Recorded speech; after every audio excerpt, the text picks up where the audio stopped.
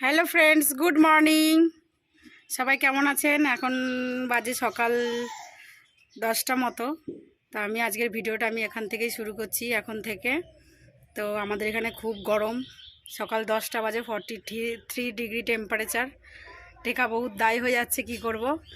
আর এই যে আমার ছেলে এখন ঘুম থেকে উঠে বলছে মা স্নান করব, আর মা রান্নাবান্না করলো, দোকানে যাবে, খেয়ে দিয়ে এখন খাবে। তো আমাদেরও সকালে খাওয়া দাওয়া হয়ে গেছে। তো চলো তোমরা ভিডিওটা কন্টিনিউ করো, সারাদিনে কি করি না করি তোমাদের সঙ্গে শেয়ার করব। তো চলো। আপনারা বুঝতে পারছেন কিনা জানি না, বাইরে দেখুন রোদের কেমন রোদ উঠেছে, রোদের তাপটা। তো দেখো বন্ধুরা, আমরা এখন বেলের শরবত বানাচ্ছি। গরমে কি করব, তাই এই যে বেলটা ছাড়িয়ে নেওয়া হয়েছে। তারপরে এই যে মগের মধ্যে 1 মগ জল রয়েছে, আর ওখানে ঢেলে দেওয়া হলো। এই বাড়িটার মধ্যে গুলেছিলাম, এটাও দিয়ে দেবো। আর বেলের শরবতের মধ্যে লেবু, জল জিরে, চিনি আর লবণ দেওয়া হয়েছে। আমাদের এখানে খুব গরম, 43 ডিগ্রি টেম্পারেচার, কি করব। আর আমার ছেলে দেখো স্প্রাইট কিনে কিনে খাচ্ছে। দিয়ে দি, এটা দিয়ে দি, তোকে বললাম হাইটা নিয়ে আসতে। আমার ট্রান্সফার করতে হবে জল, ওখানে ছোট হয়ে গেছে। হয়েছে?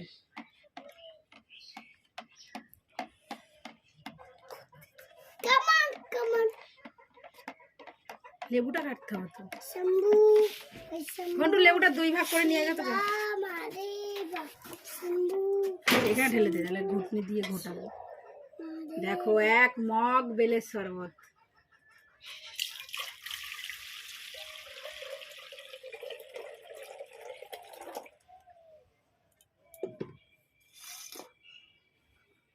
দেখুন ডাল ভাতটা দিয়ে দিয়েছি, ডাল উঠে লাগবে না যদি হয়ে যাবে। দেখ লবণ টবণ ঠিকঠাক হয়েছে কিনা। এই জল জিরা দেওয়া হয়েছে, আরও লাগবে,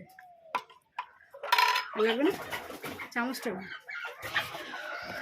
লেবুটা দিলে তবেই স্বাদটা আসবে।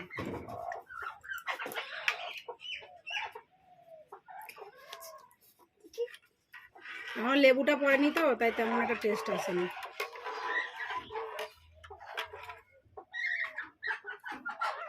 চিনি কম হয়েছে।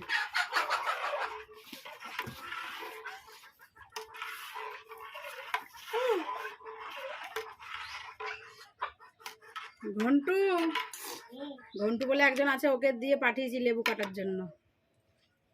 তাড়াতাড়ি আয়।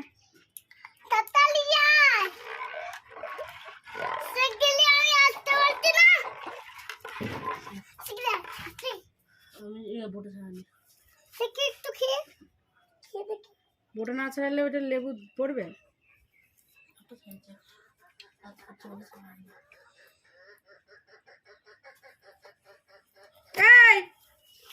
আমার ছেলে আবার খেয়ে নিয়ে দিয়ে দিচ্ছে।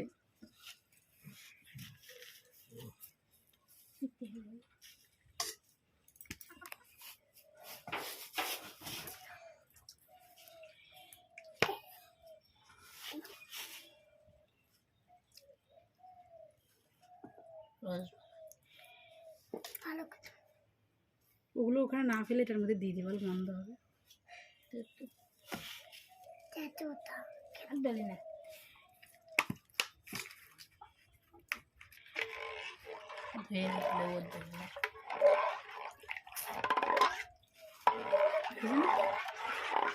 ঠিক আছে,